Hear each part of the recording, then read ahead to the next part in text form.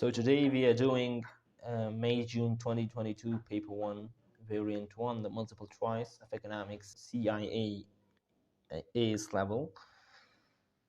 So let's start. Number 1, it says the diagram shows a production possibility curve for an economy that is producing at point P. So the economy is producing at point P. Which quantity of X is given up to produce the quantity of Y shown? So this quantity of Y is produced, this quantity of Y is produced, and this quantity of X is produced. Now they're saying to produce this quantity of Y, what quantity of X is given up? This clearly shows that this quantity of X is given up to produce this quantity of Y. Now how much is this quantity? 150 minus 100 gives us 50. So let's see the answer. The answer is B. Now moving on towards the next one. The Indian government operates a pension scheme. Which statement about this scheme would be classed as normative? Now normative statements are statements that are opinion based. Now some people have different perspectives and while others have different perspectives. Because now for example, one may think that the inflation in an economy is more dangerous than the current account deficit, while the other may not think the same way. So to be eligible, individuals must be above the age of 60 and live below the poverty line. This is not a normative statement because it clearly states that the individual must be above the age of 60 to receive the pension. B, it says in January 2020, eligible individuals aged over 70 received 500 rupees per month. It is also a clear aspect of this scheme, and it is stated, so it is not a normative statement, it is not an opinion, it is not a judgment. See, it says in 2020 the Supreme Court said the government must review pension payments because they are unrealistic. The Supreme Court says that the pension schemes are unrealistic. Now, on what basis are they saying that it is unrealistic? Because the government may say as well that they are not unrealistic according to this particular factor. While the Supreme Court may be saying that they are unrealistic according to these factors. So this is an opinion and it is a normative statement. Finally, it says in January 2020, the Indian government announced that it might increase the payment to 1,000 rupees per month. So it is not an opinion. The government is taking a particular step. So C is our answer for second MCQ. Third, we have economics students have to fill in the gaps in the following passage. The three basic questions arising from the economic problem of scarcity are dash to produce, and dash to produce. Which combination is correct? So the three basic questions that we have in economics, there are how to produce, what to produce, and for whom to produce. So let's see. A, it says how, when, where to produce. It is wrong because when and where are not included in the basic economic question of production. B, how, where, for whom. Where is not there, so it's not correct. C, what, how, for whom. Now this is the correct option because it mentions all three questions of the basic economic problem, which is what to produce, how to produce, for whom to produce. D, what, when, where. When and where are not included in the basic economic questions, so it is wrong. C is your answer again. Now we have next one, what is not a function of money. Now for the upcoming sessions, May, June 2023, the function of money is excluded, so we may as well not do this one. It is excluded in AS level, the AS level MCQ paper, but it is still included in the A level paper. So we are not doing it for AS level. If you still want to do it, it's simple. What is not a function of money? It is a medium of exchange. It is a function of money. It is a store of value. It is a function of money. It is a unit of account. It is a value. It is a function of money. It is a measure of satisfaction. This one is not a function of money. So you have your answer, which is D. Now, number 5 says the producer of a good with a price elastic demand observes that a rise in its price is accompanied by a rise in total revenue. So he says that a producer has a price elastic demand for his good. He observes that a rise in the price of his good is accompanied by a rise in total revenue. Generally, it is not the case for price elastic demand. Price elastic demand for goods which have a PED greater than 1, revenue increases for these goods when the price is decreased or reduced. So it must not be due to the rise in the price. There is another reason to it. So what might explain this? The good is an inferior good. This has to do with the income elasticity of demand, the inferior good. It is not concerned with the price elasticity of demand. B, it says the rise in price was due to an increase in demand for the good. This is maybe a true option, so we'll move on to the next one first. The supply of the good was inadequate to meet the demand. C is also incorrect because if the supply was inadequate to meet the demand, how would the revenue increase if the demand has not been fulfilled? It is a wrong option. D, it says the supply of the good was price inelastic. It is the same as part C. It says that the supply of the good was price inelastic. That supply did not respond immediately to the increase in demand, so it is also incorrect. So B is the correct option because the rise in price was due to an increase in aggregate demand for the good. How we see this one is that we do it this manner. We've got a supply, we've got a demand curve D1, and there is an increase in demand to D2, which causes demand to increase as well as the price to increase. It says that the rise in price was caused or was due to the rise or increase in demand, and that resulted in a rise in total revenue. So that is your answer. B is the answer to this one.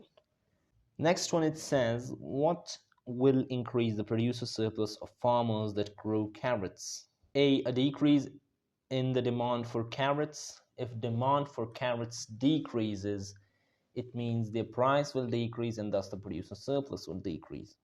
Second, it says a decrease in the price of carrot seed. This is a correct option because if the price of carrot seed, which is a raw material, decreases, the cost of production of carrots will decrease, which means the producer surplus will increase. C, it says a decrease in the price of cabbage. Now, cabbage is irrelevant to carrots. If cabbage's price decreases, it does not affect the producer surplus for carrots. Even if cabbage is considered as a substitute to carrots, a decrease in price of cabbage would mean that people will demand cabbage more and demand carrots less, which will decrease the demand for carrots and thus the producer surplus for carrots. Finally, it says a decrease in the subsidy on carrots.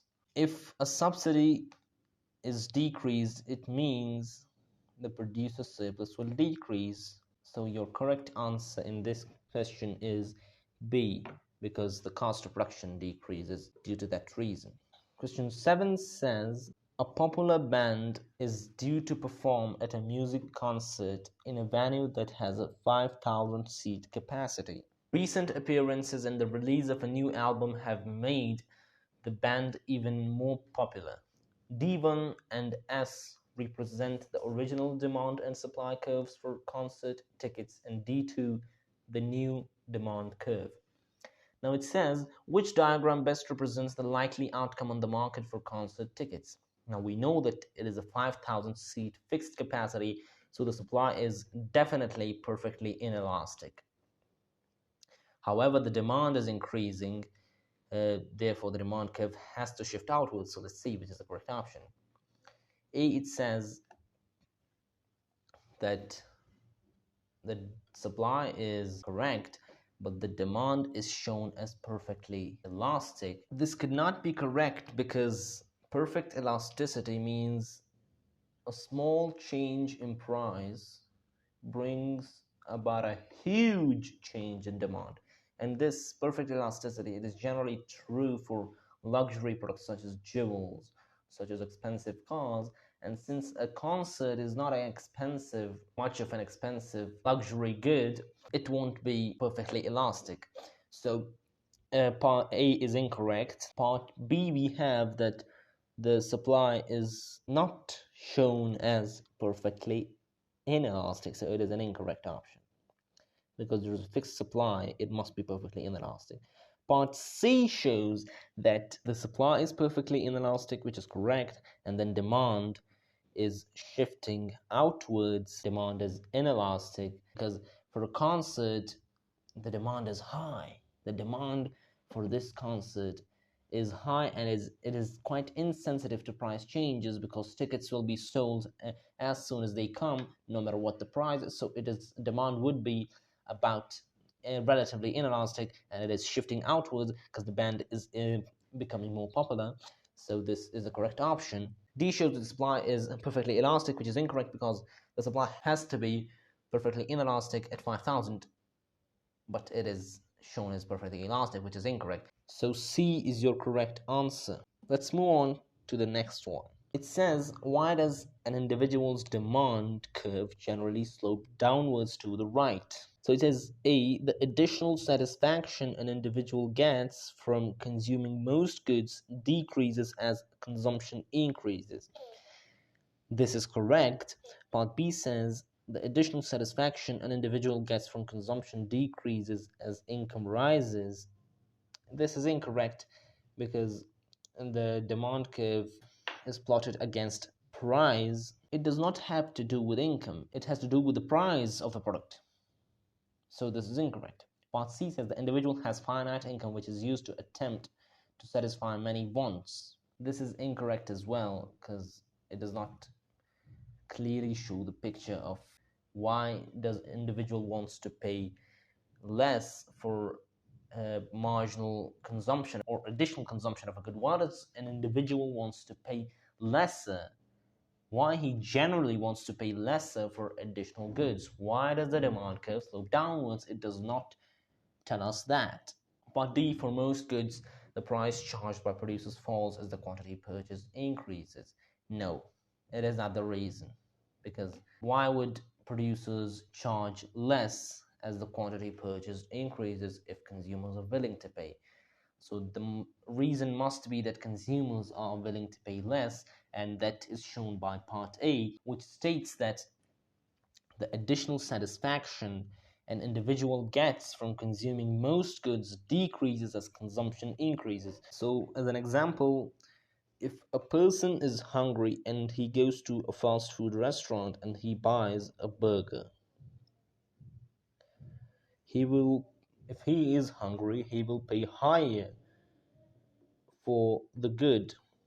But when his hunger is fulfilled, he's not hungry, he's satiated now, he will now be paying lesser price for the second unit of burger. So as he purchases additional units, his satisfaction from those goods decreases, therefore he pays less as consumption increases. The additional satisfaction an individual gets from consuming most goods decreases as consumption increases. Next, we have what is price elasticity of supply. The change in the quantity supplied when price changes? No, it is not correct. B, the change in quantity supplied when demand changes? Also incorrect. Part C, the comparison of the proportionate change in supply to the proportionate change in demand, incorrect. 10 says, what is necessary for consumer surplus to be zero? Demand is perfectly elastic, A.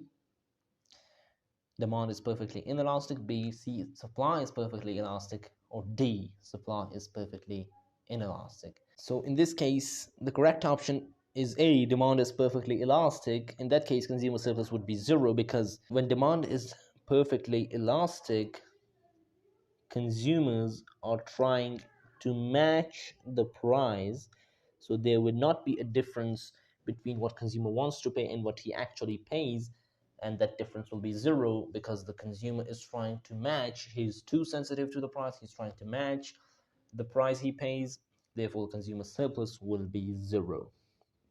Next it says, when will the price mechanism not function as a system for allocating goods? When the government bans advertising? No, this is not correct, because the price mechanism, which is the free market for a good, it would still act as a system for allocating goods even if advertising is banned. Part B, when the government maintains an effective maximum price. This may be the option, because when the government maintains an effective maximum price below the market price, the price mechanism is not allocating goods, because the government has set a price and now the supply is according to that, the demand is according to that. It is not according to the price mechanism, which is when demand and supply intersect. So that may as well be the option. C, when there is a limited supply of the good. Even if there is a limited supply of the good, which is perfectly inelastic, there is still an equilibrium price and it still acts as a system for allocating goods. Finally, it says when there is a powerful company able to set the market price. This is also incorrect, because even if they set the market price, the demand and supply are equivalent of each other. So part B is our correct answer to this question.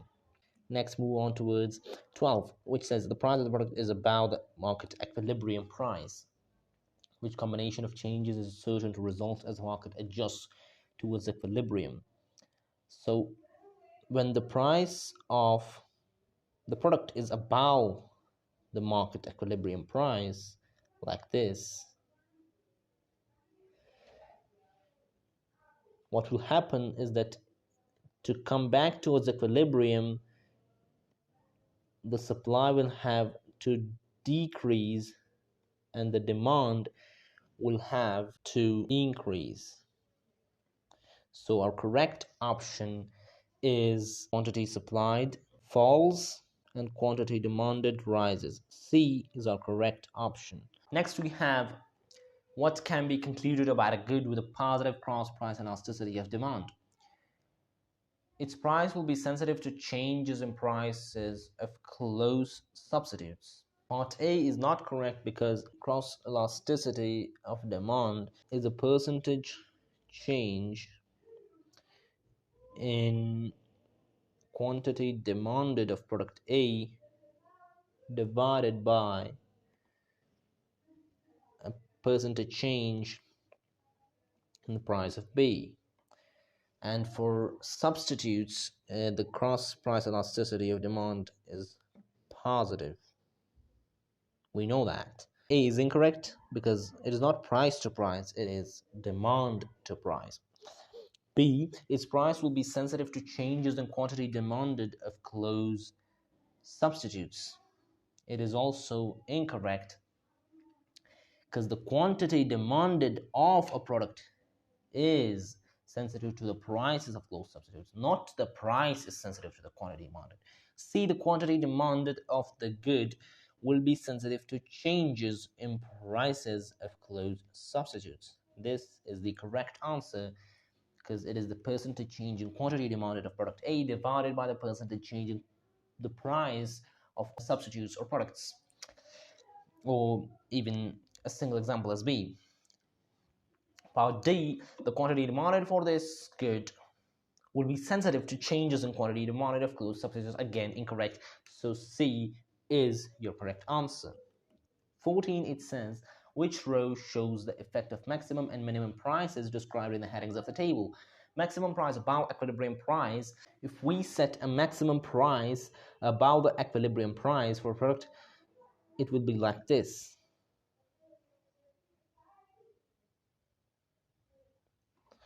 So when we set such a maximum price which is above the equilibrium price, which means that that is the maximum price that the consumers has to pay. Why would consumers pay higher prices if they have this equilibrium price option? So in that case, there will be no effect. So it could either be, the answer could either be C or D, because the A and B both are incorrect for this scenario. Now for maximum price below equilibrium price, there will be excess demand, because when we look at this is a maximum price below equilibrium price, and this is the demand, which is in excess of supply. So yeah, this is the excess. Excess demand is correct. Finally, we have minimum price about equilibrium price. When minimum price is about equilibrium price, the supply is in excess of the demand. It is clearly shown. So C is our correct option. 15, it says a government decides to introduce toll charges to drive on all major roads. What is most likely to happen to the number of journeys made on major roads and on minor roads? So when we introduce a toll or a tax on major roads, the demand for journeys on major roads will decrease and for minor roads will increase. Let's see which option is correct. The journey on major roads will reduce, correct, and journey on minor roads will increase, correct. A is our option. All other options are incorrect because this is the only viable or correct option. 16, it shows the table shows data from a bus company that was privatized in 2013. What is the most likely conclusion that can be made from the data? So it shows that the revenue increased in the first year, and then it decreased in the second year, and then it again increased in the last year or the third year. For the demand, we have demand increased in the first year, and then it decreased in the second year and decreased again in the third year. Average prices were higher in 2012 than 2015. So now what we can conclude from this data is that when there was a price rise, the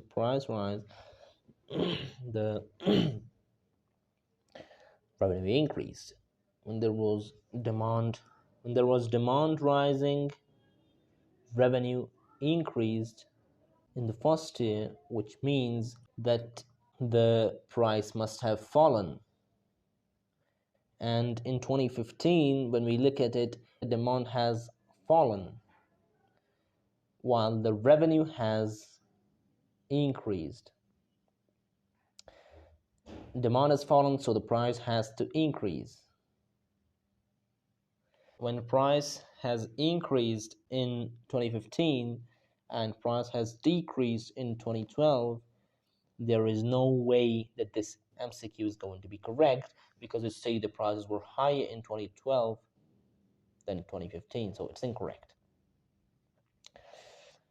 Second, it says average prices were higher in 2015 than 2014. This may be correct because in 2015 prices had increased.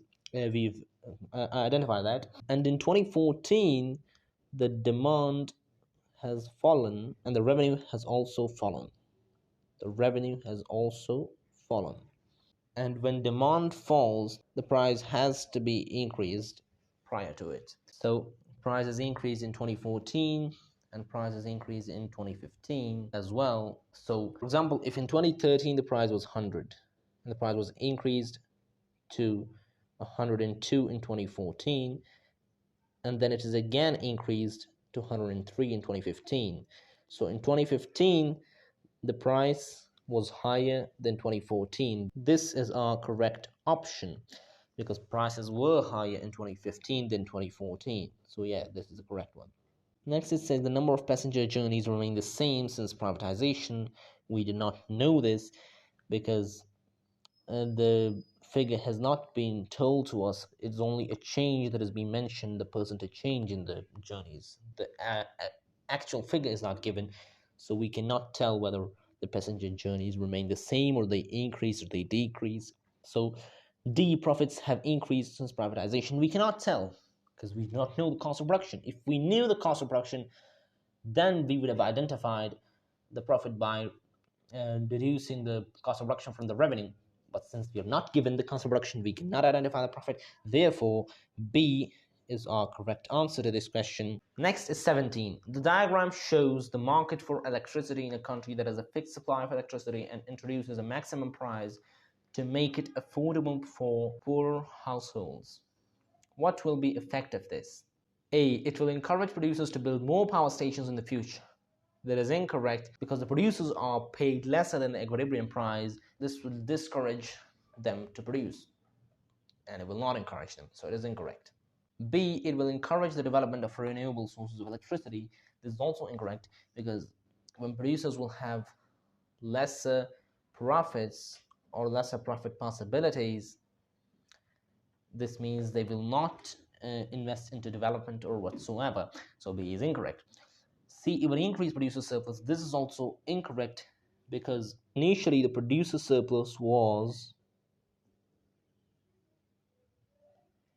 A, B, C, D. And after the maximum price, the producer surplus decreased to F, G, C, D. So this option is also incorrect. And finally, we have D, it will increase the probability of power cuts. Power cuts will increase because the producers will getting lesser price and lesser profits, and thus they will provide less electricity to the consumers. And yeah, so D is the correct option. 18, it says, what is an example of a transfer payment? A, government spending on hospitals. No. Government spending on motorways. No. C, minimum wage. Not also the one. D, welfare benefits. So transfer payment is generally a payment that is done for non-productive work. And hospitals, they are a productive thing. Motorways, they're also a productive thing. Minimum wage can also be a productive thing. The workers are producing something while they are paid a minimum wage. But with D, welfare benefits such as unemployment benefits, pensions, and social security benefits, so child allowances, all these welfare benefits count as being paid for non-productive work because no productive work is done for this payment. Thus, they are a transfer payment, and D is our correct option. 19. Turkey can produce a good but also imports some of the good from Egypt. The Turkish currency depreciates against the Egyptian currency. How is this most likely to affect production of this good in Egypt and in Turkey?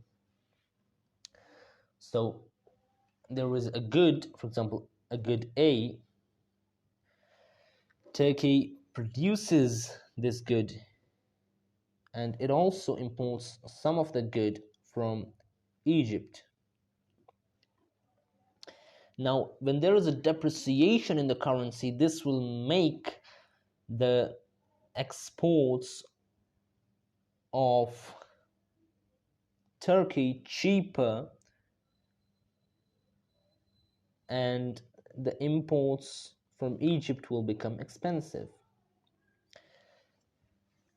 So how is this most likely to affect production of this good in Egypt and Turkey? Since the good is expensive, the good that is imported from Egypt is now expensive for Turkey, the demand for it will decrease, and thus the production for this in Egypt will decrease as well. And since Turkey is getting a lower price for this good in the market, its demand will increase, the demand for its exports will increase, and therefore they will now be producing more. So B is our correct option. 20. The table shows a country's total output and its average price in each of the 3 years. What can be concluded about output?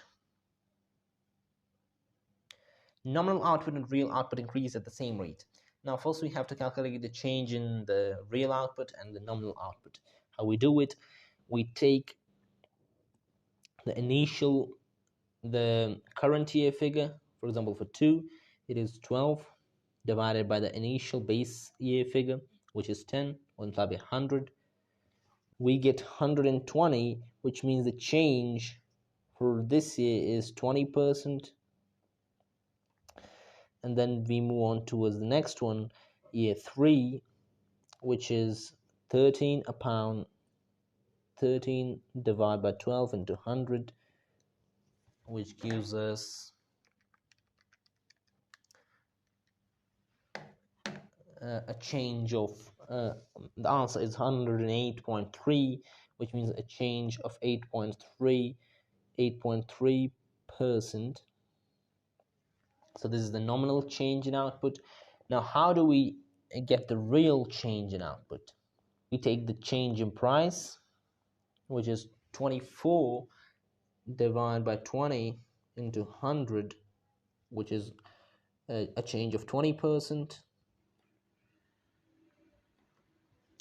And then we take for the second year 26 divided by 24 into 100, which gives us 108.3, which means a change of 8.3%. So 20% is the initial change in nominal output, and the change in price is 20% as well.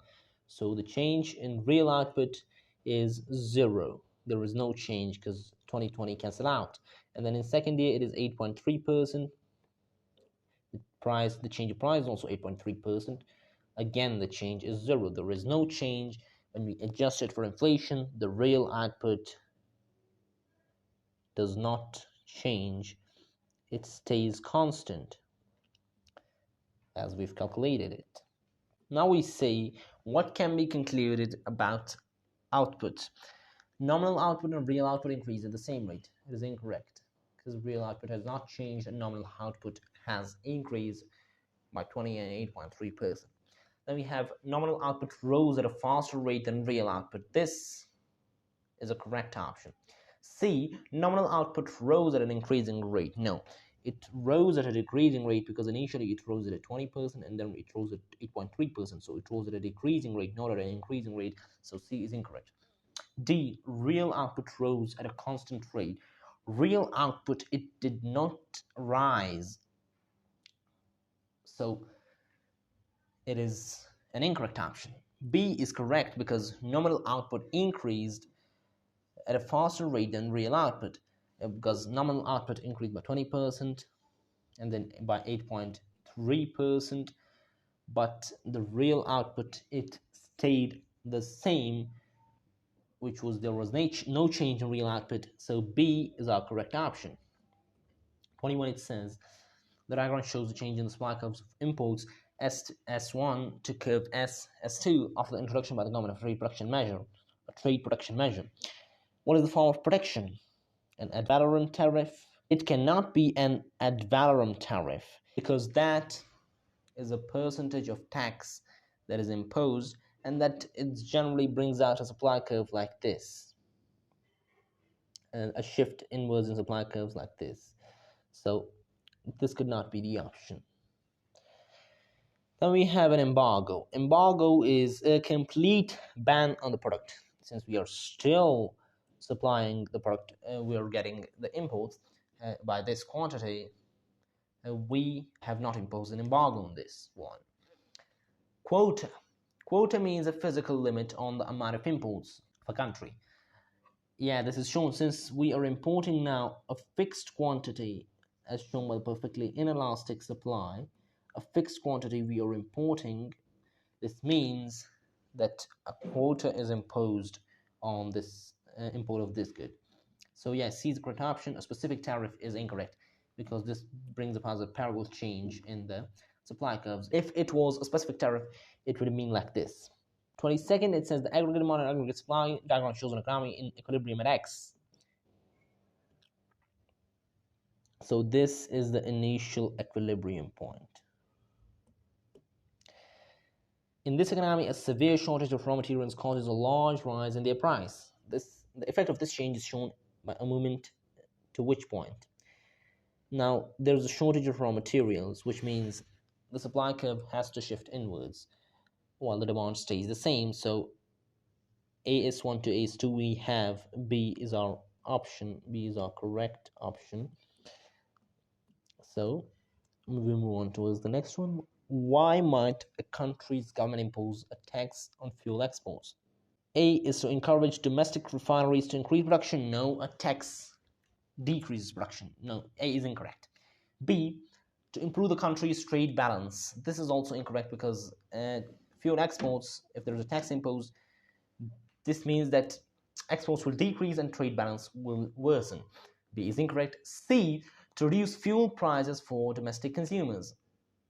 This one is correct because when fuel exports are imposed, the demand for exports will fall and there will be more supply of fuel in the domestic market, thus decreasing the price of fuel for domestic consumers. So C is our correct option. Finally, D, to reduce the government budget surplus. A tax increases the government's budget surplus, so D is an incorrect option. C is our correct option. 24. What leads to a fall in the country's term of trade? A fall in the price of exports relative to the price of imports. A fall in the price of exports relative to the price of imports. This is the correct option. B, a fall in the price of imports relative to the price of exports. This is incorrect because it increases the term of trade. C, a fall in the quantity of exports relative to the quantity of imports. C and D are incorrect because the terms of trade is a comparison of the change in the prices of exports with the change in the prices of imports, not the quantity of imports and exports. So C and D are incorrect, and A is our correct option because if the relative price of exports falls in relation to the price of imports, there will be a fall in the terms of trade. So A is our correct option. 25, it says the diagram has three lines that show the values of an economy's exports, imports, and trade balance between 2011 and 2019. How should the lines be labeled? So they're saying that these three lines show the imports, the exports, and the trade balance. Now label it. Which line is an export, which line is the imports, and which line is the trade balance. Now firstly, we label it with different colors. Line 1 is this one. And then we have line 2.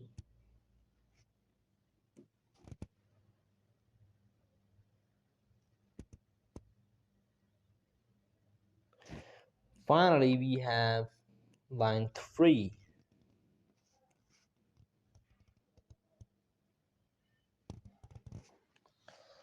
So that's a bit jumbled up, but it's still understandable.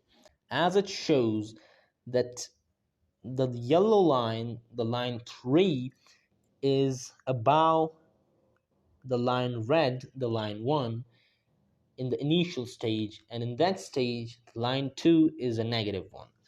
So what this means, when we have a negative trade balance, that's when the imports are more than the exports. So if imports are greater than exports, the trade balance will be negative. So yellow line, we've shown that we think that this is imports and the line red is exports, because when imports are more and exports are less, then trade balance is negative. And this is also shown forward when the red line crosses the yellow line. So exports are now more than the imports from this stage onwards. Then the trade balance, as shown here, it becomes positive. So when exports are now more than the imports after the green line that we have drawn, then the trade balance, the line 2, becomes positive. So according to our explanation, line 1 is exports, line 2 is trade balance, and line 3 is imports. Let's see. Line 1 are exports. Yes, line 1 exports. Line 2 imports. No, incorrect. B, line 1 exports, line 2 trade balance, line 3 imports. B is our correct answer. All other are incorrect. 26. What would be the best policy to increase the value of a currency? A, impose tariffs on imported goods with price inelastic demand. Imposing tariff on goods with price inelastic demand is not going to affect the demand for the imports, and thus it's not going to affect the value of the currency as much. So um, if those would have been elastic demand imports, then it would have been a good option. So this one is not a good option. Then B, increase industries. This is a good option. C, reduce income tax. If we reduce income tax, people now have more disposable income and they demand more imports, and thus the value of the currency falls, then rather to increase, which is our goal in this MCQ. Part D, sell the currency on the foreign exchange markets. This is also incorrect, because if we sell our currency in the foreign exchange markets, the supply of our currency will increase and its value will fall. So B is correct, because if we increase the interest rates in the economy, what will happen is that people from outside the countries will demand our currency more by investing the capital funds into our country, which will increase the value of our currency. 27. So in this one, B is our correct option. 27. The central bank of an economy decides to raise interest rates in order to attract capital inflows and improve the financial account of the balance of payments. What is the central bank's decision least likely to be effective? When is the central bank's decision least likely to be effective? When the currency of the economy is expected to lose its value. A, when the currency of the economy is expected to lose its value. This can be a correct one. B, when the economy is politically and economically stable. This would not be correct, because if the economy is politically and economically stable, there will be more inflow of capital funds. So this is incorrect. C, when the interest rates of the economy is higher than that of other countries, it will be effective in this case, because this will encourage the people to save in the country and inject their capital funds into the country and demand the currency. So it will be effective in the case of C, which means it's incorrect. D, when the reserves of foreign currencies held by the central bank are high and rising. When the central bank is holding high amounts of reserves of the foreign currencies, this will encourage foreign investors, foreign savers to save in the country. So this is also incorrect option. And A is correct, because when the currency is expected to lose its value, this means there will be a loss for the producers to save in the country. Thus, it will be ineffective in that case. So A is our correct option. 28. What could be described as an expansionary fiscal policy? An expansionary fiscal policy is a policy that tries or aims to increase the aggregate demand in the economy through the means of taxes or government financing, which includes debts and budgets, the government budget. A decrease in the budget deficit? No, this is incorrect. If budget deficit decreases, this means aggregate demand will decrease, so it's incorrect. B is a decrease in the budget surplus. If budget surplus decreases, it means that the aggregate demand will increase, because rather either the government has increased its spending, or it has decreased the taxation within the economy. So it is an expansionary fiscal policy. B is correct. C, a decrease in the exchange rate. C and D are incorrect, because exchange rate and money supply are not concerned with the fiscal policy. So Even if they do increase aggregate demand, they are not expansionary fiscal policy. Therefore, B is our correct option. 29. Why would a contractionary monetary policy reduce inflation? First, it says banks will lend more. If banks lend more, this will increase the money supply, and this will increase aggregate demand, and this will increase inflation. So A is incorrect. B, consumers will have higher disposable income. If consumers have higher disposable income, it is going to increase aggregate demand and it's going to increase the inflation. So it is also incorrect. C, consumers will pay more tax. If consumers pay more tax, that's a contractionary fiscal policy and not a contractionary monetary policy. So incorrect. And D is consumers will save more. This is correct because when interest rates are increased due to the contractionary monetary policy, people save more because they expect more returns and more interests on their savings. So when they save more, there is less money supply in the economy, and there will be less aggregate demand, and there will be less inflation. So D is our correct option.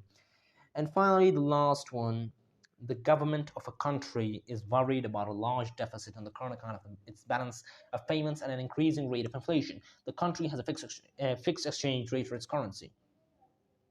Which policy measure is most likely to help the government to reduce the current account deficit and lower the rate of inflation? So the government has two aims: to reduce the current account deficit, and secondly, to reduce inflation. Now, devaluation of the currency will reduce the current account deficit. It will reduce the current account deficit, but it will rather increase the inflation because the imports will be expensive, and thus the raw material and component parts will be imported more expensive, and thus the cost of production will rise and inflation will rise. Cost push inflation will occur. B, increased government spending. When government spending increases, inflation increases. Incorrect. This one is incorrect. C, decreasing the direct taxes. If we decrease the direct taxes, this means that people will have more disposable income, they will demand more, inflation will be more, and they will demand more imports, current account deficit will worsen. Finally, increasing the interest rate. If we increase the interest rate, inflation will decrease because aggregate demand will decrease due to less borrowing due to increased cost of borrowing. And when there is less borrowing, aggregate demand increases, inflation decreases, and increasing the interest rate will mean more currency of ours will be demanded, and there will be more capital inflows into the country, which will reduce the current account deficit as well. So D is our correct option. So this was all for today. Let me know in the comments section if you are not clear with any MCQs and what paper we would do next, what variant and which session and which MCQ paper do we want to do next. Do let me know in the comments, and take care. Goodbye.